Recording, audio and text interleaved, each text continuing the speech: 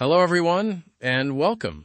Today, we're diving into a world of mystery, intrigue, and vibrant celebration, the world of carnival masks. These aren't just simple accessories.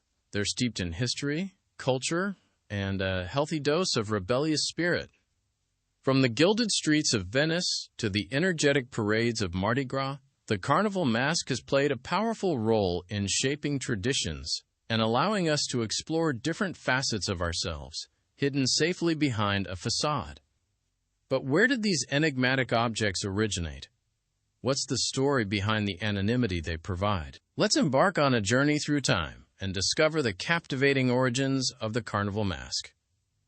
If you enjoy unraveling historical mysteries like this, hit that like button.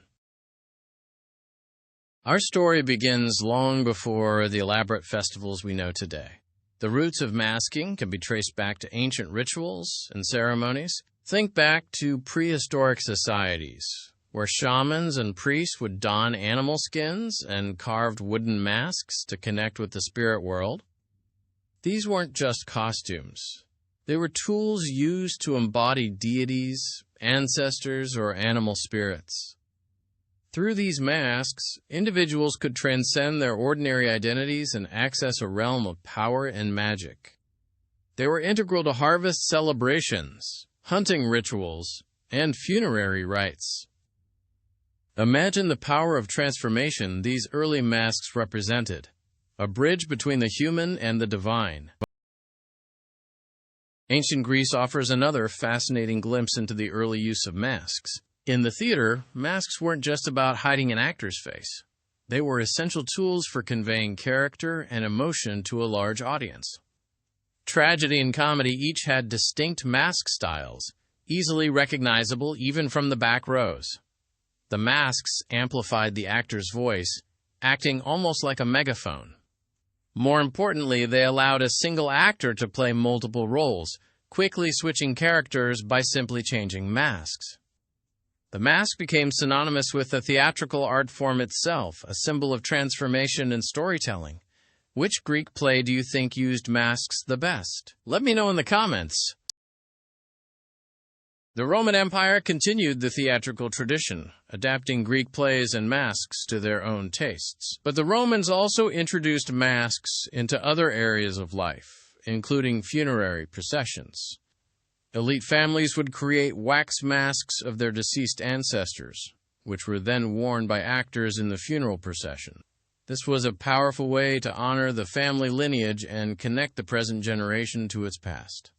It was a visual reminder of their legacy and a demonstration of their continued presence within the family. The masks acted as tangible links to the departed.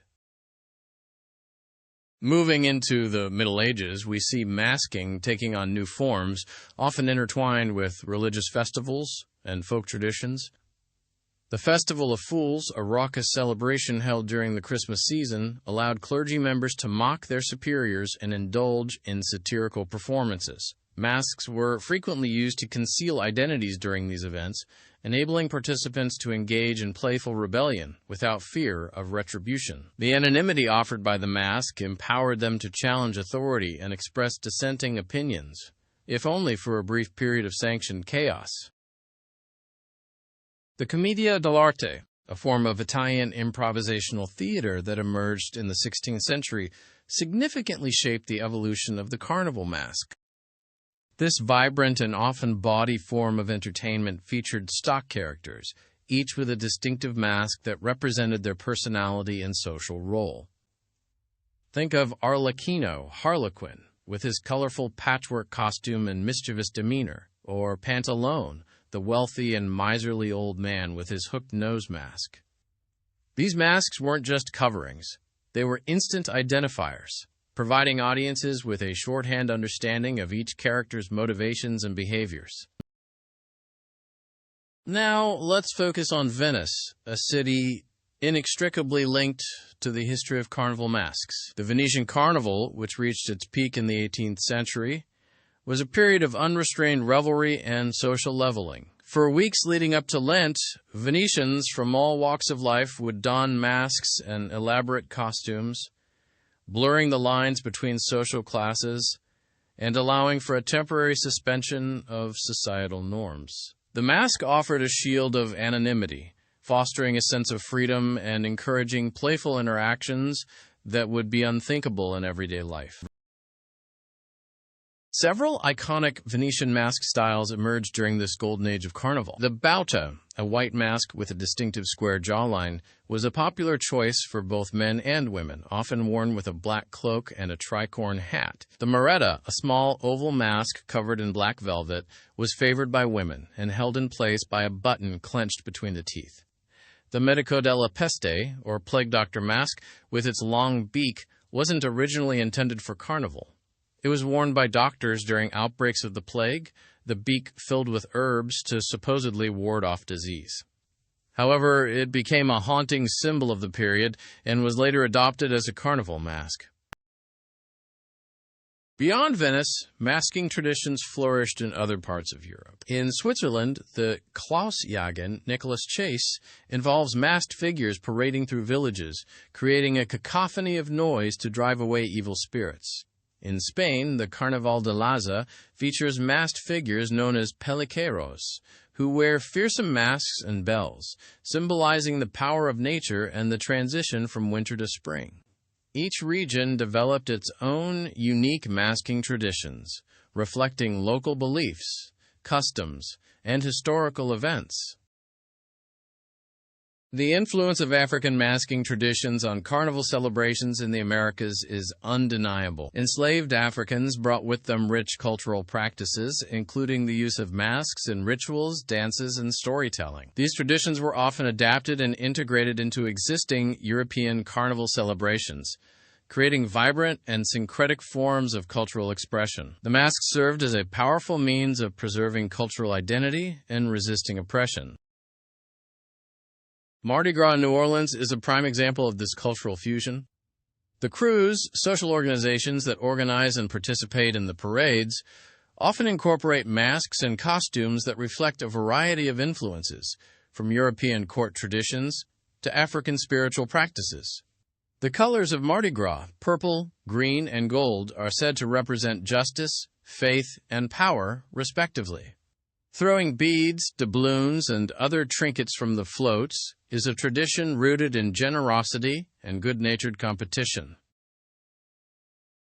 In the Caribbean, carnival celebrations are even more intensely intertwined with African cultural heritage.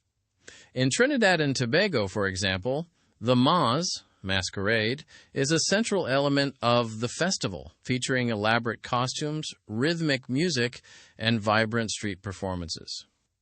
The masks and costumes often depict historical events, mythological figures, or social commentary. Carnival in the Caribbean is not just a party. It's a powerful expression of cultural identity and resilience.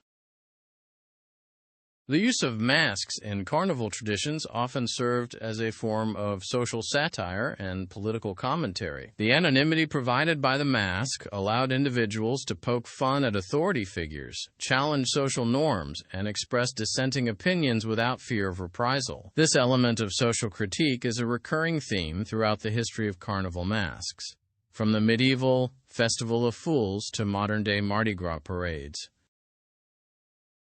The rise of photography and film in the 20th century significantly impacted the perception and dissemination of carnival masks. Images of masked revelers from Venice, New Orleans, and the Caribbean circulated widely, inspiring artists, designers, and filmmakers. The mask became a potent visual symbol of mystery, intrigue, and rebellion, further cementing its place in popular culture. Modern artists have continued to explore the symbolism and potential of the carnival mask in their work. From painting and sculpture to performance art and digital media, artists have used the mask to explore themes of identity, transformation, and social commentary. The mask remains a powerful tool for artistic expression, capable of conveying a wide range of emotions and ideas. Think of the possibilities. The influence of carnival masks can be seen in a variety of contemporary subcultures, from cosplay and LARPing to theatrical productions and masquerade balls. The allure of anonymity and the opportunity to embody a different persona continue to resonate with people today. The mask allows us to step outside of our everyday identities and explore different aspects of ourselves, if only for a brief period of time. The internet and social media have created new avenues for sharing and celebrating masking traditions. Online communities dedicated to cosplay, mask making, and carnival celebrations provide platforms for enthusiasts to connect, share their creations, and learn from each other. The digital world has democratized access to masking traditions, making them more accessible to a global audience. But the increased accessibility has also brought challenges. Mass-produced, commercially available masks can sometimes overshadow the unique, handcrafted masks that are rooted in local traditions. It's important to support artisans and cultural organizations that are working to preserve and promote authentic masking traditions. Let's ensure these art forms don't become homogenized. The ethical considerations surrounding the use of masks are also becoming increasingly important. In an era of heightened awareness of cultural appropriation, it's crucial to approach masking traditions with respect and sensitivity. Avoid wearing masks that are disrespectful or that perpetuate harmful stereotypes. Education and awareness are key to ensuring that masking traditions are celebrated in a responsible and ethical manner. Looking ahead, the future of the carnival mask is likely to be shaped by technological advancements. Imagine masks that incorporate augmented reality, allowing wearers to overlay digital effects onto their faces, or masks that respond to the wearer's emotions, changing color or pattern based on their mood. The possibilities are endless. The melding of tradition with cutting-edge technology could usher in a new era for the carnival mask. I'd love to hear your thoughts on what you think is the future of masks. Let me know in the comments. However, it's crucial to remember the original purpose of the mask: to liberate and express.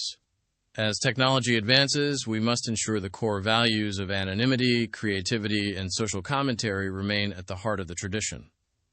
It's not just about the tech, it's about the spirit of Carnival. This preservation is more important now than ever. The carnival mask serves as a potent reminder of the human desire for transformation, freedom, and self-expression. It allows us to step outside of our everyday identities and explore different facets of ourselves, whether through playful rebellion, social satire, or artistic expression. The mask is a symbol of our capacity for both lighthearted revelry and profound social commentary. The origins of the carnival mask are as diverse and multifaceted as the cultures that have embraced it. From ancient rituals to modern-day celebrations, the mask has played a vital role in shaping traditions, challenging social norms, and fostering a sense of community. It's a story that continues to evolve, reflecting the ever-changing dynamics of human society. So, the next time you see a carnival mask, remember its rich history and cultural significance. Appreciate the artistry, the symbolism, and the spirit of freedom that it represents. Consider the power of anonymity and the opportunity to step outside of your comfort zone. The mask is more than just a covering. It's a window into the human soul. If you found this journey into the origins of masks interesting, be sure to subscribe for more deep dives into cultural history. The stories these masks tell are not confined to grand historical events. They echo in our own lives, reminding us of our capacity for change and reinvention. They prompt us to consider the masks we wear daily, the roles we play, the personas we adopt. These are sometimes necessary, but also can hide our most genuine traits.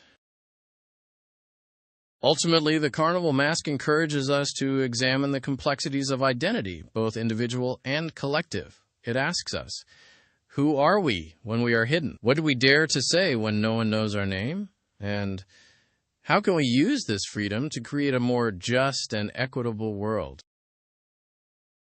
The carnival mask's journey is far from over. As long as there is a need for celebration, for social commentary, for the sheer joy of transformation, the mask will continue to evolve and inspire.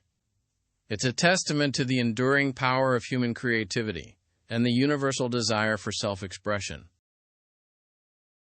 I hope this exploration of the origins of the carnival mask has been enlightening and engaging. It's a topic that blends history, art, culture, and psychology in such a fascinating way. And I encourage you to continue exploring the diverse world of masking traditions beyond what we've discussed here.